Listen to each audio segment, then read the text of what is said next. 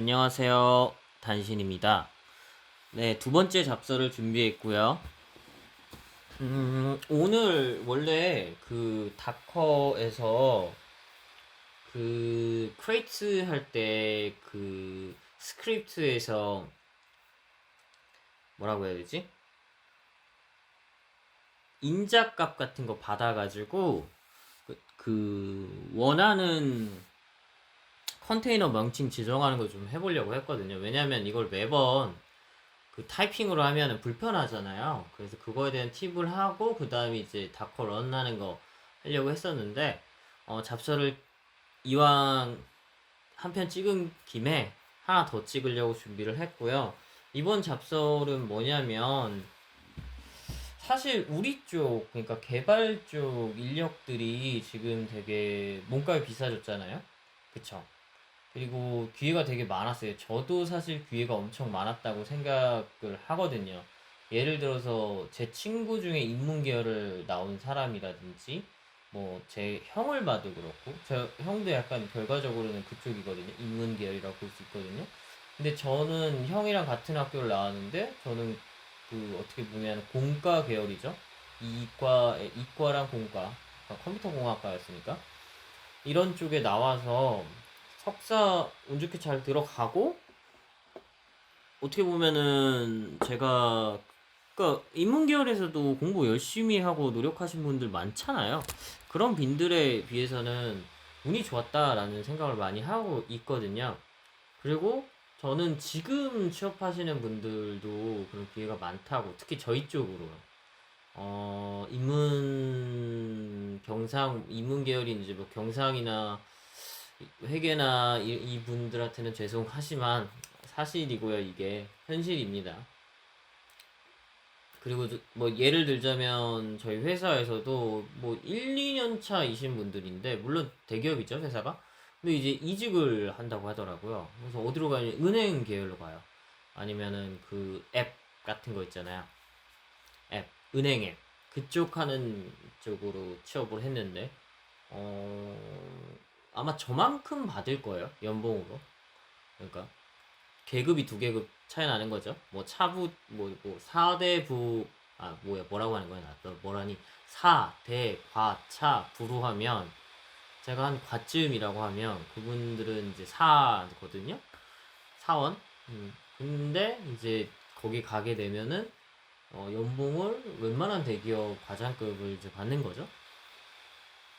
어마어마하죠. 그러니까 뭐 아마 반도체 이쪽 다음으로 좀 세지 않을까. 외국계 빼고.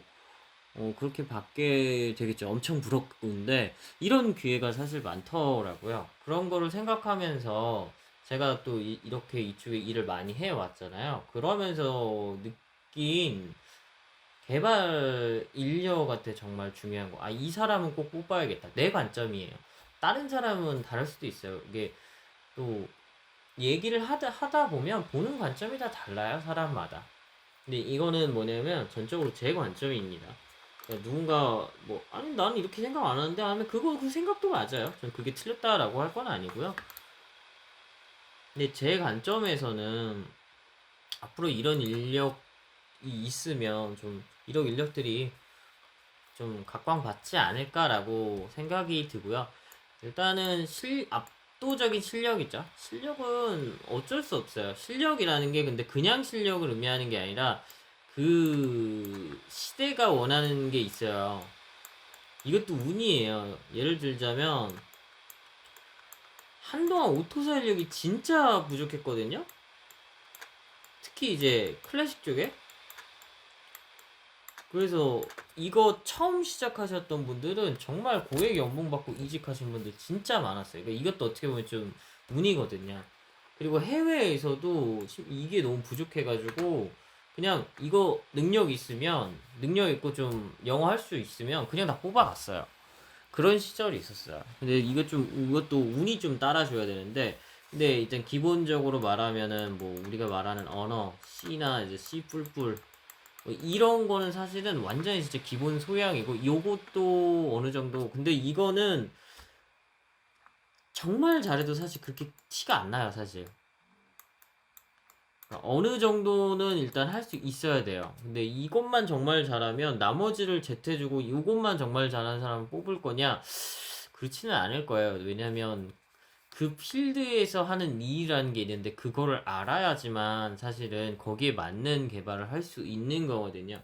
정말 잘하면 좋죠. 근데 이제 그 필드에서 하는 그 일이나 표준이나 그걸 이해 못하면 이거 잘한다고 해도 말이 안 통할 거거든요. 일단 대화할 때. 그리고 전달이 되게 안 될 거고. 그래서 당연히 이런 언어적인 것도 되게 중요한데 어떤 아까 말했죠? 오토사도 하나의 어떻게 보면 차량 필드잖아요. 그 필드에 대한 지식, 해당하는 필드. 그리고 이것도 운이에요. 아까 오토사 얘기할 때 말했듯이 그 시점이나 시대마다 원하는 게 좀 바뀌어요. 그 필드에서 원하는 인력들이 조금 있어요. 그런데 이런 부분이 에 대한 숙지는 사실 되게 어렵죠. 대단히. 왜냐면은 일반 학생들은 그냥 난 대학교 들어가서 나왔을 뿐인데 그 관련된 게 나왔는데 없어 이럴 수 있잖아요. 그래서 사실 이건 정말 어렵고 근데 뭐 해당하는 필드에서 뭐 압도적인 실력이 있다 하면 사실 뽑힙니다. 근데 이거는 좀 맞추기가 되게 어렵다. 그리고 두 번째로는 네, 그렇고 두 번째로는 이제 요새는 이제 이런 거를 좀 알아야 돼요. 기능 안정이라든지 에이스파이스라든지. 그러니까 이거 보통 차량 쪽에서 많이 하는데 이게 ISO 2626이라고 해서 이게 결국은 뭐냐면은 소프트웨어에 대한 만드는 프로세스거든요. V 모델 채택해가지고 뭐 여기에서 어느 단계에서 뭐 만들고 어느 단계에선 뭐 하고 어느 단계에선 뭐 하고 여기에 대해서 각각 만든 거에 대해서 문서 만들고 회의록 제공하고 그다음에 그 단계마다 검증 요 단계에 맞는 검증 어떻게 할 거고 요런 거에 대해서 다 정의를 하고 거기에 대한 산출물이 다 나와야 돼요.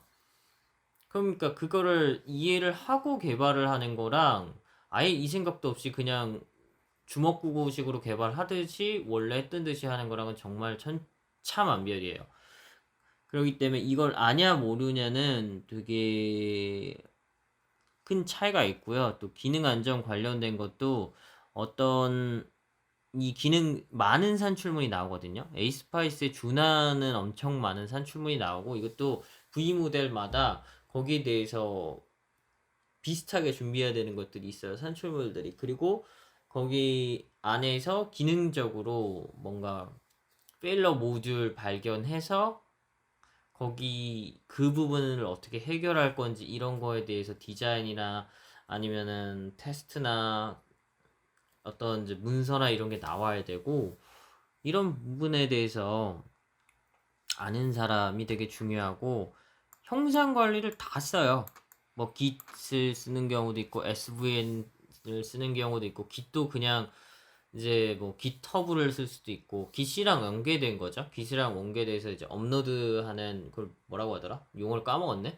어쨌든 그런 어플리케이션들이 있거든요. 뭐 비트버켓이라든지 GitHub라든지 그다음에 뭐 SVN도 하나에 될 수 있고요.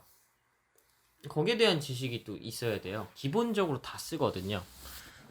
그리고 PM이라고 있는데 프로젝트 매니저죠. 그러니까 제가 말하는 건 사실 커뮤니케이터로서의 능력이거든요. 이거가 되게 많이 떨어져요, 사실. 우리 공대 부분이. 근데 정말 중요하거든요. 일을 하는데 커뮤니케이션을 정말 잘해야지 일이 사실 정말 잘해요. 이거 사실 못해도 상관없어요. 이거 잘하면 이게 어느 정도는 따라와요. 왜냐면 정말 잘하는 사람들 일 시키면 돼요. 근데 일을 어떻게 시킬 거냐고. 거기에 대한 가이드를 제대로 줄 수 있어야죠. 그 사람이. 그렇지 않으면은 아무리 실력이 있는 사람도 배가 그런 얘기 하잖아요. 사람이 많아지면 사공이 많아지면 배가 산으로 간다고. 약간 진짜 산으로 가요. 근데 내가 이런 경우를 너무 많이 봤어요.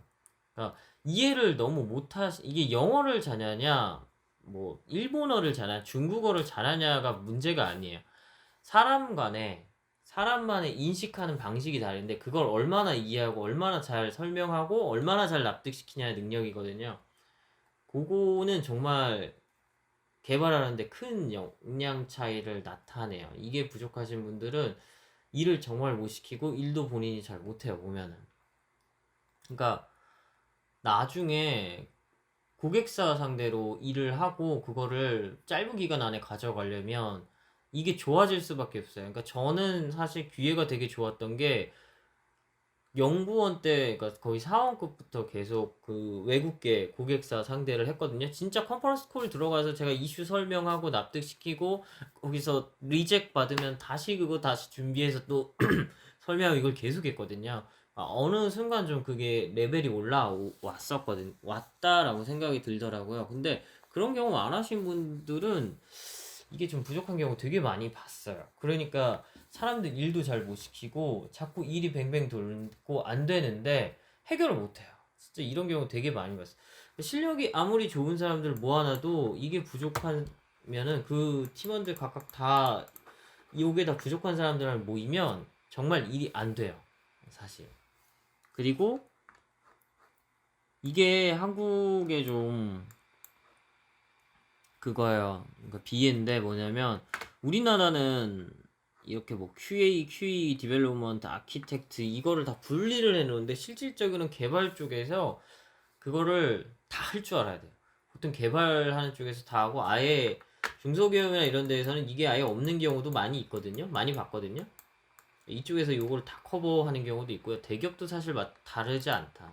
우리나라에서는 이걸 확고하게 나눠가지고 잘 관리하는 경우가 그렇게 많지 않은 것 같아요. 제가 봤을 때는. 저도 계속 대기업에서만 아직까지는 일을 하고 있는데 보면은 좀 그런 것 같고 차량 쪽이 그나마 잘 하는데 외국 뭐 제너럴 모터스나 아니면 BMW나 아니면은 벤츠는 사실 같이 일을 안 해봤고 그러니까 외국도 못하는 데는 있어요. 또 유럽이라고 다 잘하는 건 아니고 근데 정말 잘하는 데는 잘하거든요. 분화파가 정말 잘 돼 있고 거기에 서로 상호에 따른 전체 운영하는 능력이 되게 뛰어나거든요.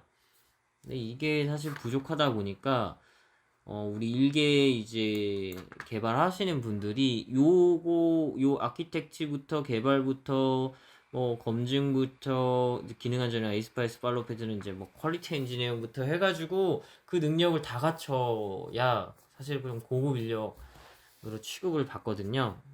그리고 6번이 뭐냐면은 이거는 우리가 다 그렇게 생각을 하거든요. 이거는 내가 왜 봐? 내가 비용 웬 신경 써? 난 개발만 하지. 사실 그 개발만 하지라는 얘기를 하는 거는 1번에서 국한돼서 여기서 벗어나지 못하는 사람들이 그 얘기 많이 하거든요. 근데 사실 돈은 이게 있어야지 돈이 돼요. 이게 있어야지 돈이 되고 이게 있어야 전체적으로 운영 능력, 비용 포함해서. 그러니까 내 고객사가 내가 개발해야 될 물건에 대해서 얼마를 부를 거냐. 그다음에 나 얼마까지 지불할 수 있고 내가 이거를 개발하면서 어떤 거가 되고 이런 부분. 그걸 또 비용적인 측면에서 접근할 수 있고 이런 게 좀 필요합니다. 그래야지만 사실 높게 진급을 할 수도 있고요. 그리고 그쵸. 위로 올라가면 사실 이게 없으면 못 올라가요. 결국 돈이거든요, 움직이는 거는. 그래서 이런 부분을 설명을 할 수 있어야 된다. 그러니까 뭐 어디 면접을 본다고 해도 좀 플러스를 받으려면은 사업적인 측면에서 좀 설명을 할 수 있으면은 좀 좋게 보는 경향들이 있다.